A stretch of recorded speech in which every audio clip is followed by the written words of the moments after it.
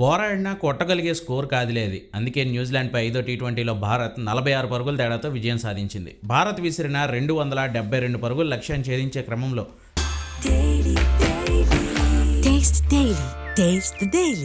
New Zealand 225 పరుగులైతే చేయగలిగింది, కానీ మ్యాచ్ను మాత్రం గెలవలేకపోయింది. భారీ టార్గెట్ చేజ్లో ఫిన్ అలెన్ అద్భుతంగా పోరాడాడని చెప్పాలి. అచ్చం ఇషాన్ కిషన్ ఎలా అయితే అగ్రెసివ్గా రెచ్చిపోయాడో అలానే దుమ్మురేపాడు. 38 బాల్స్లోనే 8 4లు 6 సిక్సర్లతో 80 పరుగులు చేసిన అలెన్ను అక్షర్ పటేల్ అవుట్ చేయడంతోనే మ్యాచ్ టర్న్ అయిపోయింది.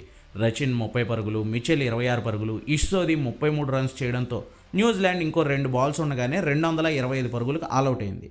అంతకుముందు త్రివేంద్రం పిచ్ మీద బ్యాటింగ్ చేసిన టీమిండియాకు ఇషాన్ కిషన్, కెప్టెన్ సూర్యకుమార్ యాదవ్ దుమ్ము రేపే స్కోర్ను అందించారు. సూర్యకుమార్ 30 బాల్స్లో 63 పరుగులు చేస్తే చిచ్చరబిరుడుగు ఇషాన్ కిషన్ మాత్రం 43 బాల్స్లో 10 సిక్స్లు 6 4లతో 103 పరుగులు చేసి కెరీర్లో తొలి సెంచరీ బాధేశాడు. పాండ్యా చివరిలో 17 బాల్స్లోనే 42 పరుగులు చేయడంతో భారత్ ఏకంగా 271 పరుగులు చేసి కివీస్కి భారీ టార్గెట్నే పెట్టింది. మొత్తంగా 46 పరుగుల తేడాతో భారత్ సాధించిన ఈ విజయంతో న్యూజిలాండ్ మీద టీ20 సిరీస్ను భారత్ 4-1 తేడాతో గెలుచుకోగలిగింది. టీ20 వరల్డ్ కప్కి ముందు ఇది బిగ్ బూస్టప్ అని చెప్పుకోవాలి టీమిండియాకి.